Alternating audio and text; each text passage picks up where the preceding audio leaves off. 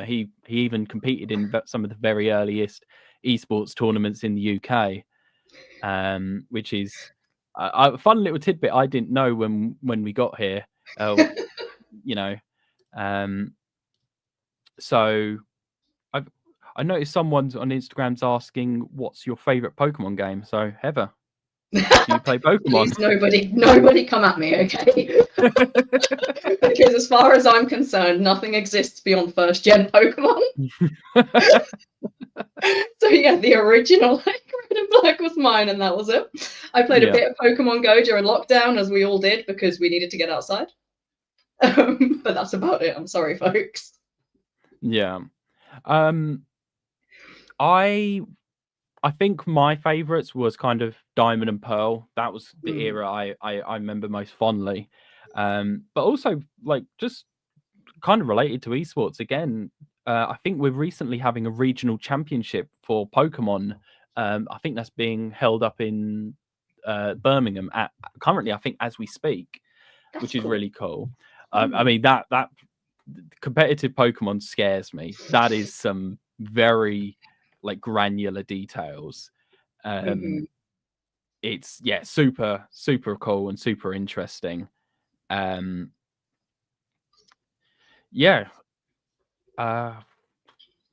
think it would be worth talking a bit about the current esports industry and where we're at the moment. Yeah. So what we tend to see, actually, before we go on to that, I do want to remind everyone who's watching right now, if you do have any questions that you would like to ask, feel free, just throw them in the chat, throw them wherever you're watching. We will see them, we will pick them up. And yes, like that question that we got about the Pokemon was from our Instagram. So feel free, just throw your questions in. We'll see it. We'll try and answer it on the way. I lost my train of thought now. Terrible. But the industry right now? Yes. So the esports industry right now is typically focused around specific games. So what you tend to see is rather than like one person watching 5 different like esports titles, they'll typically be focused on 1 or 2. Or they might follow a specific player or a specific team. So, for instance, a lot of esports players focus a lot on streaming. So, a lot of esports teams have their players stream and things like that. So, there's the fandom focuses around the player or the game. Makes sense. And so, what you see, at least compared to like 5-10 years ago, we're seeing games stick around for longer. So, there was a period of time, especially if you think about games like Call of Duty, they release a game every like it feels like a game every like 5 days, honestly. But typically they do once a year to try and keep it fresh and get a new cohort of people. But that attitude's changing. So we're seeing developers spend more time on games and doing a lot more live service stuff. Notably, most recently we've got Marvel Rivals. That's a huge title at the moment, getting a lot of interest. And yeah, it's this idea that the game itself isn't. You can release the game as a developer, but there's this attitude, at least from AAA, is that it becomes this service product that's that lasts years upon years now. But yeah, Heather, do you have any comment, like thoughts about like live service games? Because obviously you're a game developer, or you have experience in like design and things like that.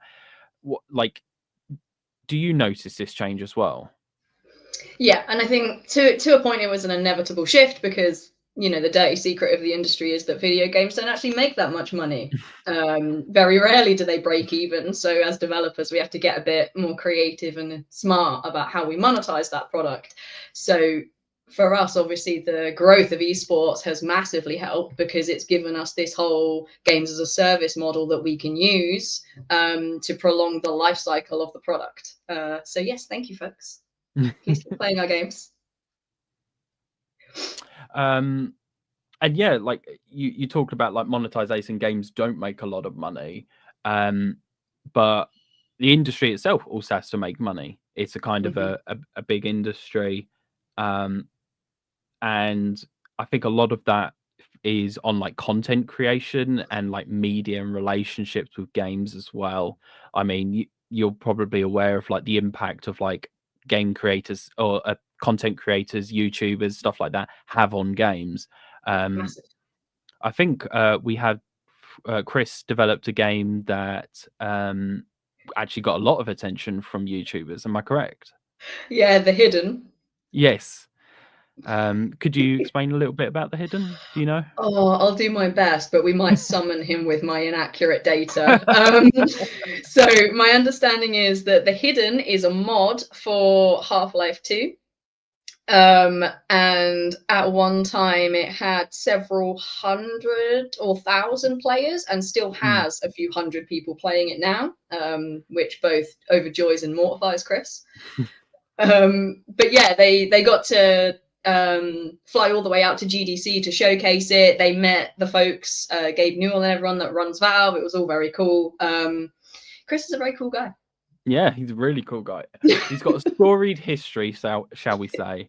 For sure. Um, but yeah, like I actually learned about the hidden through YouTubers and content creation stuff Mhm. like that, and so even for like smaller like communities of games as well, it's super Mhm. important. And from an esports angle, you know, small scenes depend on um getting people engaged and people watching and things like that. I know from my scene, for context, I have a background in a game called Team Fortress 2. I played that now for about 10 years, 11 years now, competitively for about 6 or 7. And that's where I got all my experience working in esports and things like that. And it's a scene that we, in order to monetize, we have to reach out to sponsors. We have to make YouTube videos and content and streams and all of this. And that kind of experience that I have is what I did when I was trying to build the course. So the esports course that we've got at the University of Suffolk focuses on a number of aspects, namely how to run a broadcast, how to run like manage digital media, but also the kind of running a business. Mm. Because in this community, in this game, or in smaller communities, or even like Mm. massive industries, you need to manage a brand. You need, whether it's your own personal brand as a content creator or as a player, all the way to running a multi-nation or an international tournament. You require you to manage a business, and we really wanted, when we were designing the course, to key into that. But I guess a question for you, Heather, Oh when I no. was talking about like experiences with games, Mm. as a game developer, do you think Mm. it's important to be like to play games? Yeah. Yeah. Yeah. And any student that comes to me and says they don't really play many games, that's a concern. Because if you don't engage with the product, how can you make the product? So I would say playing games is very important, even if it's not a game in your genre that you particularly like or something of that nature. Give it a go. You don't have to play it all the way to the end. You just have to play it long enough to be able to look at it analytically and say, okay, how does this thing work? What is it trying to make me feel in this moment, and how is it doing that? And that's essentially what design is. And then from the design, you can develop it and you can say, okay, well, how in the engine does this work? What code do I need to make this work? What assets? But yeah, if you're interested in any kind of career in games, play as many games as you can because you're going to understand the product better. Yeah, it's a similar thing from esports angle as well. Mm. Is again, like my background in one specific game allowed me to do what I'm doing today and work with amazing people at like DreamHack, or you know, I've traveled the world just because of my focus on this game. Um, and I think it's, if you play games, if you engage in these communities and take part and just like get involved, um, it just allows you to have a wider understanding You know, when I was doing my game development degree, I had a I was told, and you know, to play a lot of games, diversify your insights, and that will allow you to take a bit more of an objective view about how you go about with things like that. I do want to take a couple of questions, and then we'll put some gameplay up and talk a little bit about what's going on. So, what can you do with an esports degree? Is a really good question. I actually quite like that question, because I think you can do so much beyond. So you can do everything in esports. So you can work as someone on the broadcasting side. You can work on somewhere on like the media side, or especially like business. There's a lot of focus on business and event management. And but I think it's also transferable to different areas. So yes, you come to University of Suffolk, for example, and you study esports. You will be well equipped to go into the esports industry, but you'll also be well equipped to go into a number of different domains, such as like general business, marketing, event management for non-esports events, or even like social media accounts and things like that. Creating edited videos, logos, all that kind of stuff. It's really, really important, and it's used in a ton of different industries. And so like I genuinely think if you go onto an esports degree like what we've got, the world's your oyster. I mean, I'm slightly biased, but I do agree. Yeah. What kind of broadcast tech will the course use? So this is something we're working on as we speak. We're getting an industry partner to help us design some really, really cool esports facilities. I think currently it's a £1.6 million refurbishment of this building. It's that we have on campus, and it's going to be the esports building. And in there, you're going to have the like top of the line broadcast equipment. That's going to be, if you know it, it's we're going to be using a program called vMix, which is kind of like OBS, which is this way of just capturing and recording gameplay. vMix is just kind of the beefier version. We're going to have like top of the line equipment. We're going to hopefully have a studio as well that where we can do have our casters or commentators in there, and it's going to be really, really cool and really, really fancy. And yeah, that's something I'm quite proud of. That will be ready for applicants starting in September 2025. So yeah, I mean, heaven knows how much work that's being poured into that. I have meetings quite often about it, but it's brilliant. It's a really, really cool thing. I have one important question though, Charlie. Yes. How many meters of RGB strip lights have you got in this area? It's the only thing we care about. Come on. Yes, I can promise you there is RGB lighting in there. There is RGB. When I first saw the project, it was specified in there. I was like, "Yep, that's to be expected." It's any esports space has to have LEDs, but there is also going to be some natural lighting because trying to teach in a place where it's only lit up by, you know, RGB LEDs can be a little tricky. So there is a nice balance for that as well. Cool. I think do we want to roll on to watch some gameplay? We had a lovely colleague of ours record some gameplay of FIFA, which is quite a big esports at the moment. I mentioned earlier that Ipswich Town has an esports team that is currently being developed. I'm not 100% sure if that's I think actually no, it is official.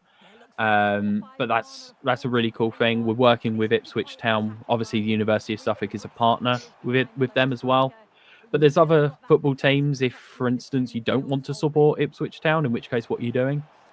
But there's like Manchester City, is another big one. They've got quite a prominent team, but this is a really big esports actually at the moment. Typically played via controller on Xbox. I'm not sure if it's on PlayStation because I've only ever played it on Xbox. Have you had much experience with football games or sports games? Only with PES, the clearly superior offering. No, I haven't played FIFA for a very, very long time, but I appreciate the procedural animation on the crowd there to create some variation. Because like the older ones, it was just the same character at the same time. I used to play like FIFA 14 with my brother back in the day when we lived in the same house, and the growth of the development of the game in this time, it's incredible. Like even stuff like the animation is a lot more fluid, and like I still remember like the days where it was like 2D like sprites just moving around on a screen. But yeah, FIFA is a particularly big esports. There are obviously other major esports titles. There is stuff like League of Legends. There's stuff like Valorant. There's stuff like Counter-Strike or CS2 now, because it's not Counter-Strike Global Offensive anymore. Like the list genuinely does go on. And like one thing I really like about the FIFA gameplay is when you take part, like we're on the Ipswich Town Stadium, and the Ipswich Town is sponsored by University of Suffolk. So when you see on like the pitch side banners, you can actually see our logo in game. So the university's, anytime someone plays at the Ipswich Town home on FIFA, we're being advertised, which I think is really, really cool. That is really cool. It's very, is meta the right word? Am I failing meta.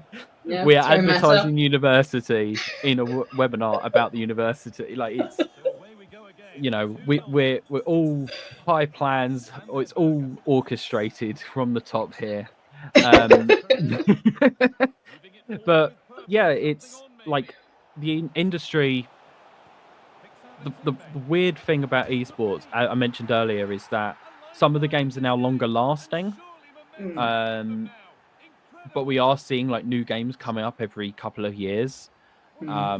Definitely less than I would say like 5 years ago or 10 years ago, but definitely a lot more frequent, or a lot less frequent than back then.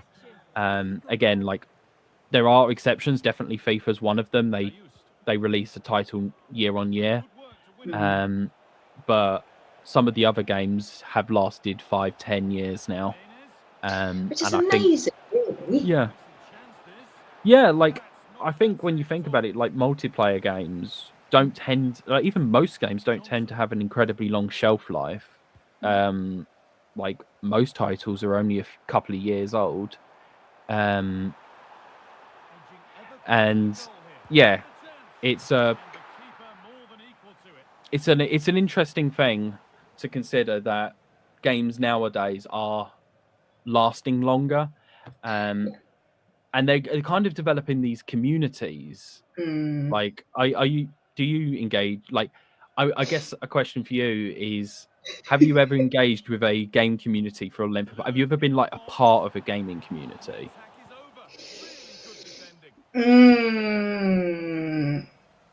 The Sims, for sure. The Sims got me through some dark times, people. But other than that, no, extremely ignorant. But my other half is very into League, and through that, I've been immersed, shall we say, definitely willingly and not by force, immersed in not just the fact that League's World Cup is a massive, massive community-driven thing now, and the opening show to that was absolutely incredible. But then also all of the kind of fringe things, not just that the developers make, but the community makes. So Arcane, for example, that was very much like a synthesis of the art team and the community coming together to make a thing. And I'm here for that. So we have a couple more questions that I think it would be good to get through. So yeah, what are the biggest games in esports at the moment? So I mentioned it a little bit earlier, but I think the biggest one definitely is League of Legends. That's the one that if someone said, what is the esports title, it's probably League of Legends. You mean Dota 2? Ooh, that's controversial. I know, it's like a bunch of people in the chat like, we'll come for you. Don't even start. Dota 2 has the biggest prize pool, but that's because Valve threw money at that, and you could actually, if you bought stuff in Dota 2, you could contribute to the prize pool, so you could crowdfund the prize pool. That's quite cool. Which is very, very cool. But other games, obviously, you've got Fortnite. That is just one of the biggest games at the moment.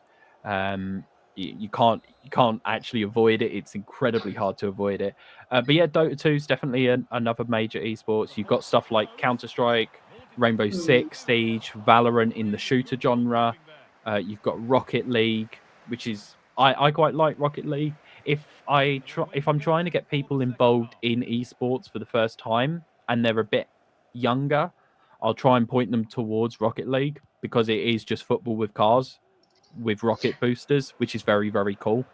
I'm just very bad at it. Aren't we all? But yeah, so yeah, I would say they're the most biggest games at the moment.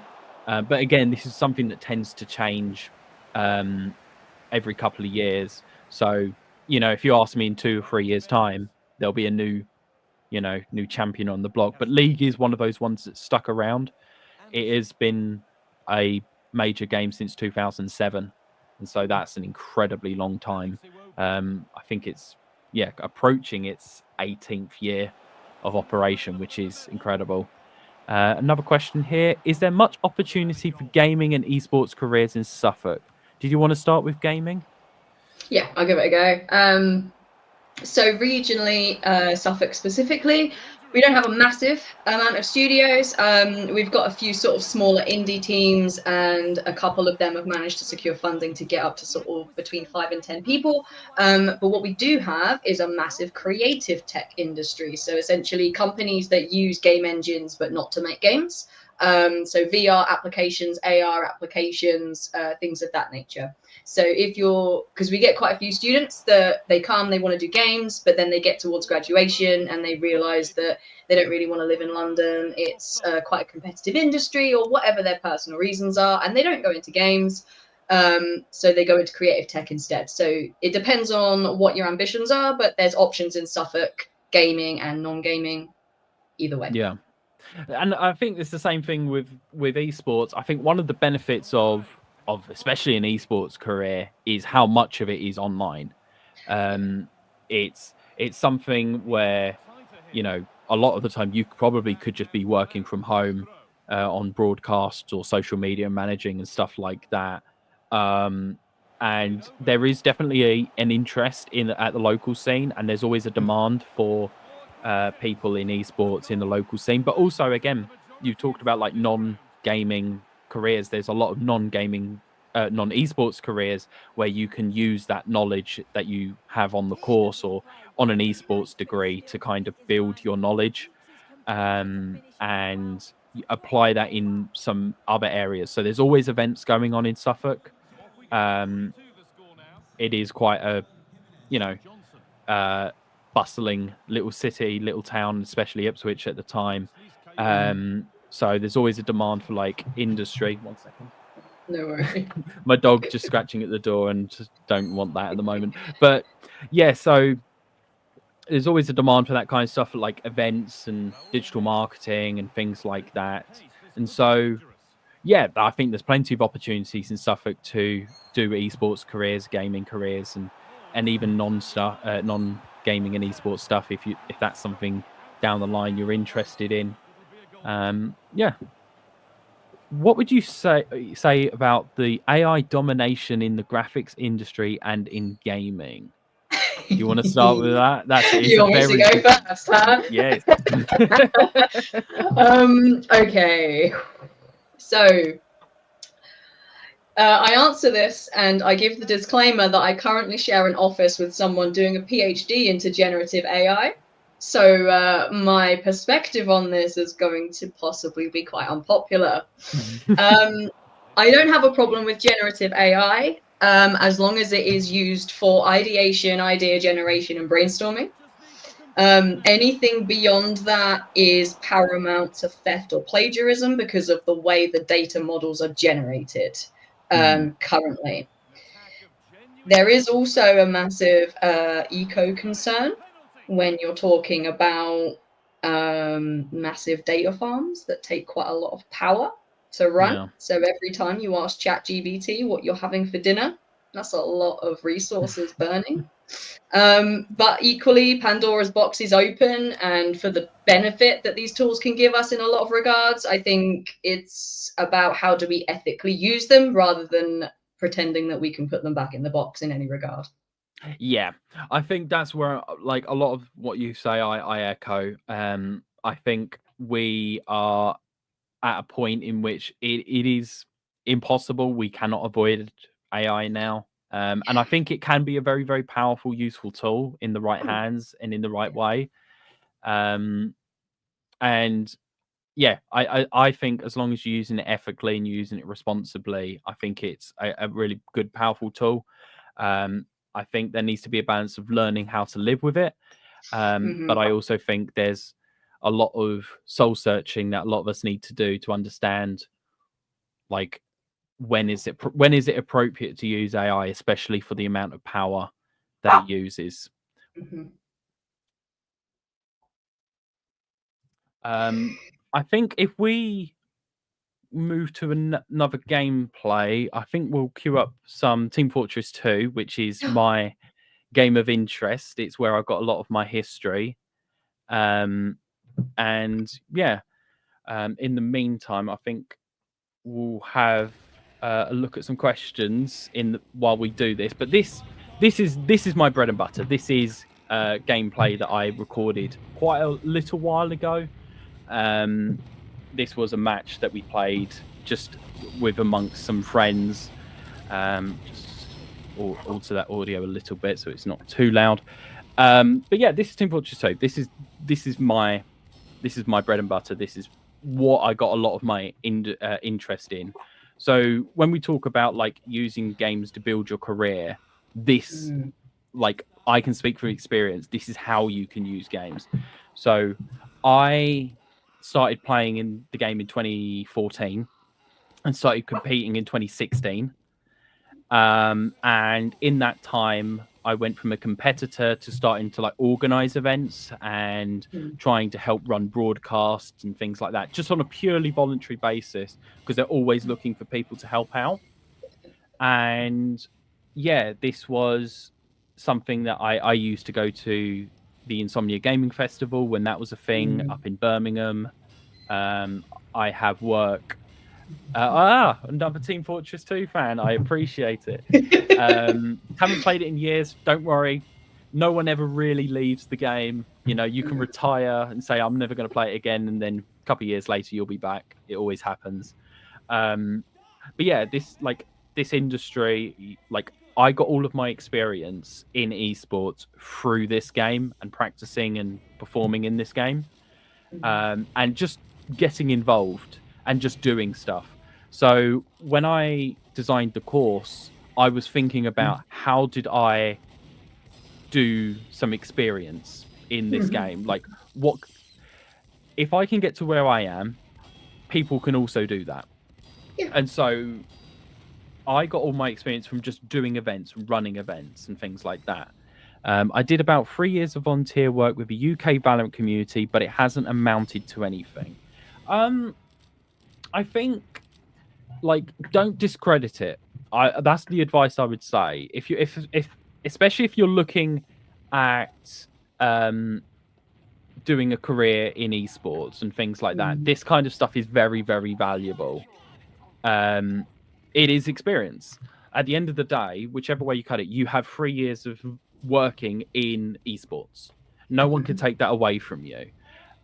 So if, for instance, you're looking at another game, or you're looking at trying to volunteer at other events, obviously there's the Epic LAN event that happens a couple of times a year. They're always looking for people about to like tournament operation and things like that. Yeah, you said you did it because you loved it. Absolutely.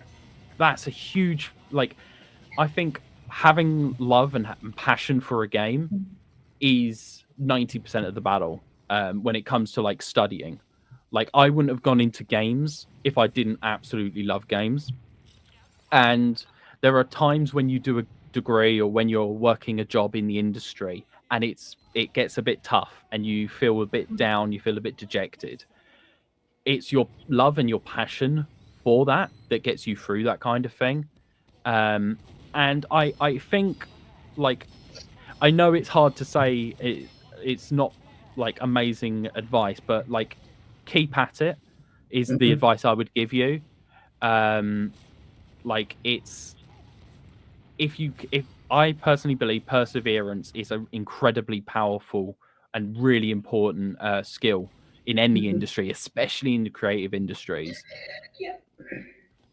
Um, yeah, I don't know if you've got anything to say about like just trying to get a career. Yeah, I mean, my game development students go through the same thing. It's highly competitive. They put a lot of time in, and sometimes it's a case of just trying over and over again and getting knocked back, and it hurts and it sucks and it feels really demotivating and it feels like you're not getting anywhere.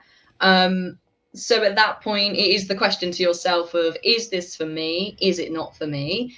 And then finding the strength to keep pushing, because so particularly in our industries, it is hard to get your start, but whatever you're doing now is still valuable experience. You're still gaining from it. You're meeting cool people, and quite often opportunities come from these people that you meet, and you just randomly have a drink with them or whatever it is, and they're like, oh, do you know about Fred who's doing this thing? Oh, I'll put you in contact, and then bam, you've got a job. It's This industry is very small, it's very secular.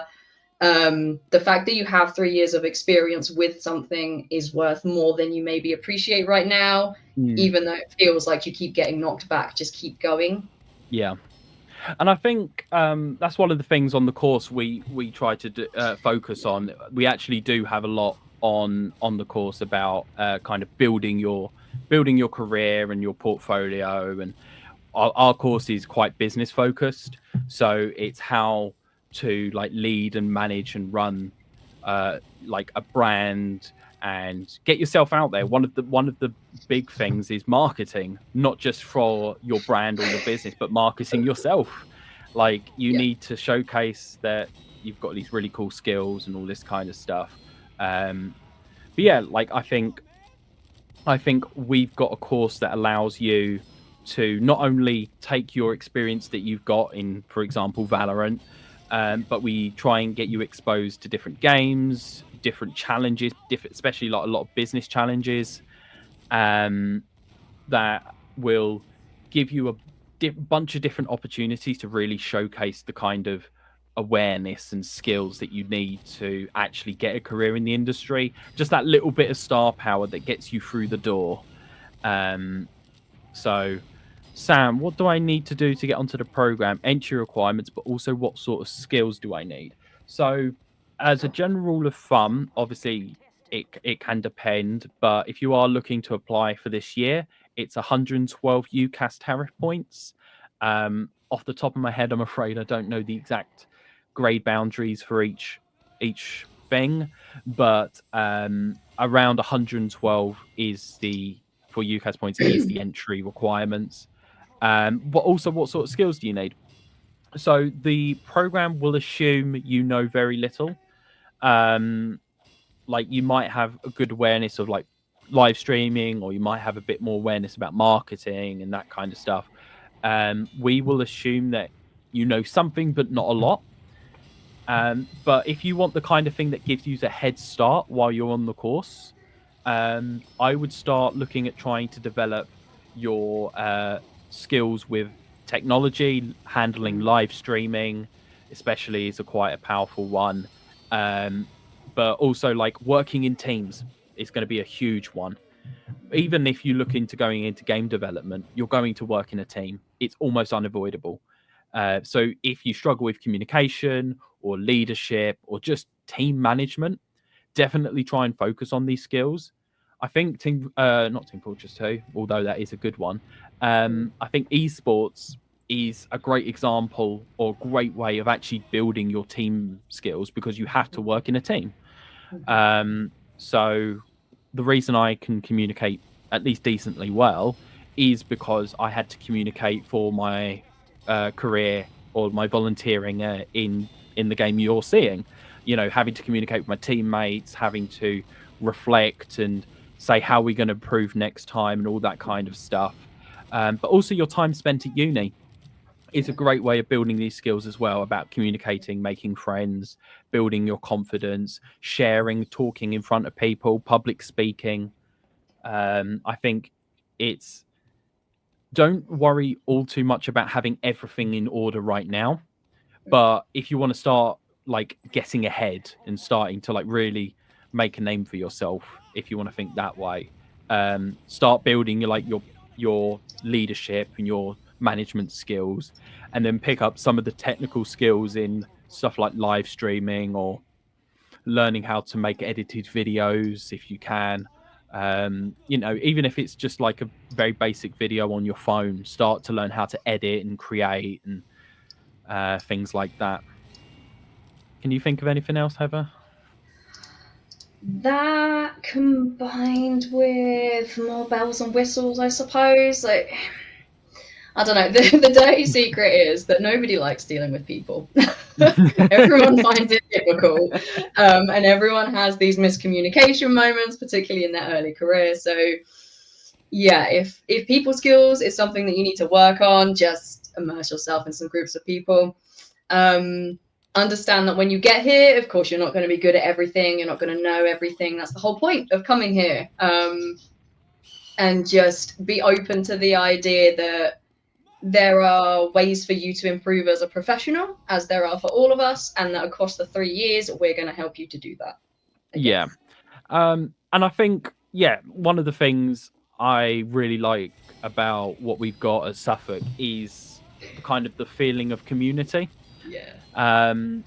There's, you know, I love working with the games department, and pretty much I don't think I haven't enjoyed my interaction with anyone at Suffolk so far, and everyone's so friendly and gets on, and the students as well. I think there's a lot of good relationships between students, and that's something we want to build into the curriculum at the esports program. Obviously, we'll have the esports facility that we have, and that's going to hopefully be a central hub for anything esports related or even anything gaming related. So, you know, at the end of a long day of studying and doing whatever you need to for your course, you can go to the esports facility and you can just go and play games with other people and socialize and just have fun.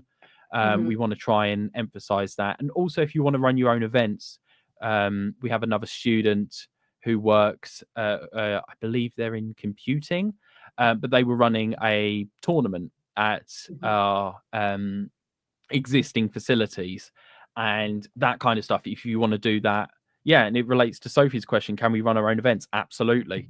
If you want to run an event or a tournament, all you need to do is just let me know, and I will help you organize that and deal with that. Yeah, the answer to that is yes, you absolutely can. We also want to try and do some stuff that not necessarily games. So one thing I would like to do is to try and do some charity events. I quite like doing some charity events in my free time. I've helped raise quite a fair amount of money. I forgot the exact total now. It's in the hundreds of thousands for Special Effect, which is a charity close to. Such a good charity! It is a brilliant chat. I've met I've met all the people at Special Effect, and they're all fantastic, lovely people. So yeah, just if you want to run an event, you just have to let me know. Just for those who aren't aware, Special Effect is a charity in which they develop hardware or controllers for people with disabilities. So that can be, I know they did a way you can play Minecraft just using eye tracking, so you don't need to have any physical movement in order to play that game. Or they help develop the Xbox adaptive controllers. So these are controllers that are designed to be accessible and used for people with physical limitations, whether that's issues with just moving their limbs or just missing limbs or missing appendages and stuff like that. It's a fantastic charity. Absolutely. Like all the love to them, and that's why I try and do regular stuff with them from time to time. And yeah, I think we'll roll to our next game and just have that in the footage. So this is not an esports title, but I wanted to bring it up because of the fact of talking about community and like live streaming and stuff like that. So it's Halo, right? It's Halo. Yeah. No, it is Destiny 2. So Destiny 2, something I find fascinating, just from a streaming perspective, and where I think it's relevant to us on the course and in games in general, is there's something called the Day One, or the race to world first. So this is something that came up in like the old World of Warcraft game, but this is essentially an activity where the developers will release an activity and they won't tell you how to do it. There'll be a way that you have to complete it. It's very specific. You have to do certain tasks, and it's all very complex. They don't tell you how to do it, and it is up to the teams themselves to figure out how to complete each objective and reach the end of the activity. And this is streamed by Twitch, or it's streamed by Bungie, and it's basically what you see is hundreds, if not hundreds of people trying to figure out the solution to the puzzle first. So I remember watching one race recently, and that they genuinely were stuck on one part of the activity for 12 straight hours. Yeah. It's an but it's my whole thing is it talks about like the whole like streaming aspect. It's the stuff you learn on the esports course, for example, can be used in other areas, whether it's generic games or like stuff like major events as part of Twitch with Bungie, like events like this.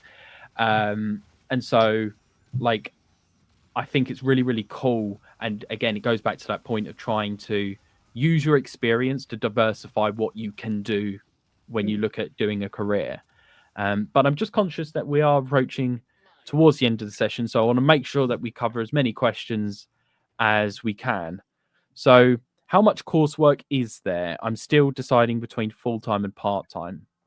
So the good news is that there's no exams. It's almost all coursework. So we have 4 modules in a year that we deliver one after the other. So you're only working on one assessment at a time.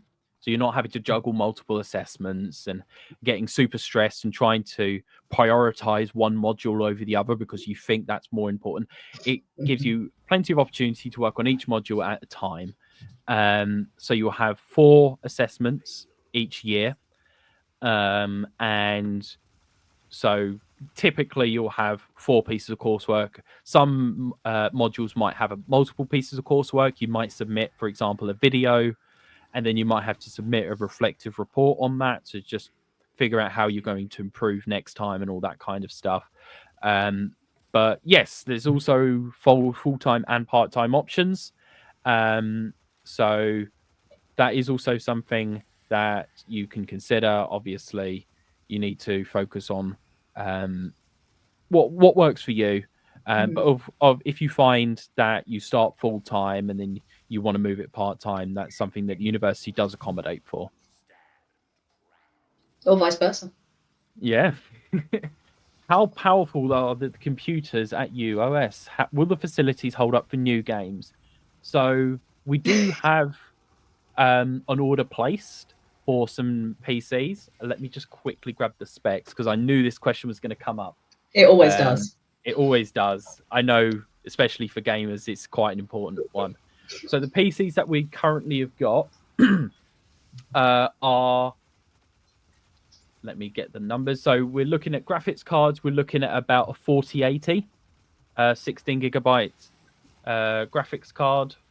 What we got a liquid cooled CPU, 32 gigs of RAM, i9 processor, for Intel. So the longest sort of it, if you're not all too technically inclined, is that will play almost every popular game right now at least a minimum of 144 frames per second.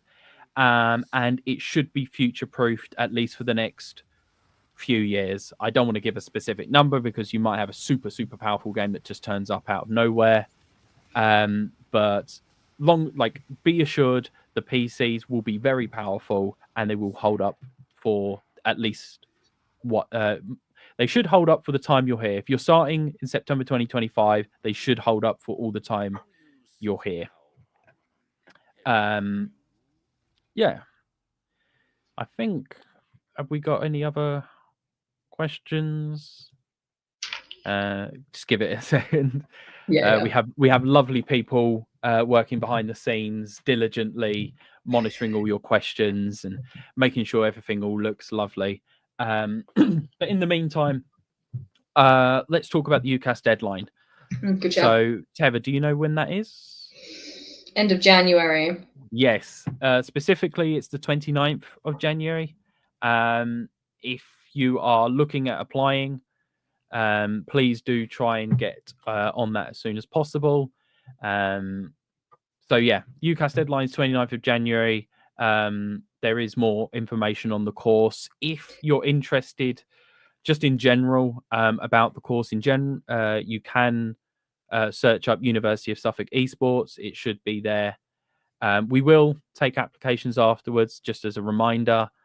For clearing, right? I believe so. Again, we might get corrected as we speak. Yep, we will accept clearing. Does that apply to mature students for the UCAS deadline? I'm not 100% sure. Get our people in the year. Yes, the answer is yes. If you are a mature student, that is also applying to you as well. The UCAS deadline, reminder, is 29th of January. But yeah, if you're interested in the course at all, you can feel free to contact me. Email address. It's an interesting email address. But if you just feel free to take a screenshot or anything like that, feel free to email me. But you should be able to find my contact details as well if you just search up Charlie Smith up on the university website. I should come up. But yeah, let's have a quick summary of the course. Just as we're in the last few minutes of the session, it is a business focused course.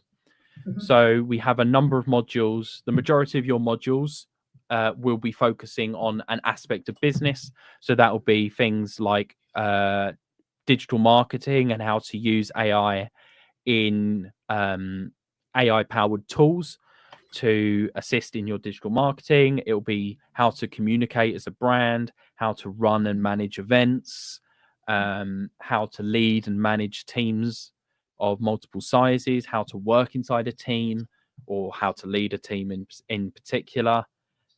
You also will have a balance of creative ones as well, including live streaming and just awareness of the industry as a whole. Another thing I think we're super proud of is the new £1.6 million facilities that is purpose built for esports, and it has a really cool broadcasting facilities that will be really high quality. So if you want to run a live stream, you will be running live streams as a part of your course. But if you have other ideas, like you mentioned earlier, I think it was a fragathon. If you want to do that, absolutely, we can get that up on live streams as well. You can compete from there. You can take part in the National Student Esports or National University Esports League tournaments that run quite often. Yeah, it's a really cool place. It should be ready for you in September 2024. And yeah, it's really cool. Yeah. And then we've also got some cool facilities over in the Atrium building, don't we, Heather? No. I see what you're trying to do there. No. Yes, we do, and I will Yes. let you tell everyone about those. Yes. Yes. But aside from that, we do have a number of experts on the course. Hope I would include myself in that. Um, it's always weird to be a bit like bragging like that. But we also have a number of experts in business and marketing and event management. So you'll have a lot of guidance on esports in particular, but then that general transferable, generalizable skills as well. You'll be able to pick that up with some of our experts. We have people who've worked years in industry, both Claire and Sarah, who are people who you will see on the course, are lovely, lovely people. But if you're interested in actually turning up and coming in person, please sign up to our next open day on the 29th of March. I'd love to see you in person and chat further, and hopefully have some stuff to show you and have an opportunity to talk to you and figure out what if the place is right for you. So yes, so 29th of March. The link is there, but again, if you search up University of Suffolk Open Day, it is from 9:30 in the morning to 3 p.m. As well. But yeah, it is really nice to meet in person, isn't it, Heather? It is much nicer, and it's easier for you to. This is going to come across really gross. Please forgive me. It's much easier for you to get an idea of our vibe, basically, because you can be there in person. You meet us. You kind of scope us out, scope the facilities out. We get a measure of each other, have a nice chat, and then you go home having had a fabulous day and a better idea of if UOS is for you, really. Yeah, and I think Ipswich is a lovely place to go around as well. Like I love the bit outside waterfront on the Ipswich docks. It's especially Really in the evening as the sun's going down. It's beautiful. But yes, you can sign up to if you want to know more about the course just in general and get updates about what we're doing with esports at university. You can sign up to our updates on the course page as well.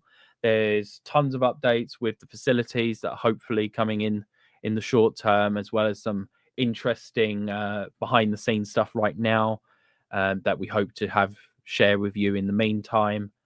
But yeah, I think we'll give our thanks. Heather, did you want to have any last minute comments? The strip lights have been promised, folks. So I suggest you all turn up in September to find out if Charlie's a liar or not. Anyway, I do want to give my thanks to Heather for spending her time. I know she is incredibly busy at the moment. I do also want to thank all the people behind the scenes working on this stream, from the marketing and communications department. They're doing God's work. It's absolutely fantastic what they do. And I want to thank everyone. I want to thank everyone who's joining us on all the platforms. I hope you have had a great time, and we hope to hear from you sometime soon. Thank you ever so much for watching, and we'll see you soon. That weird, awkward silence. Yeah.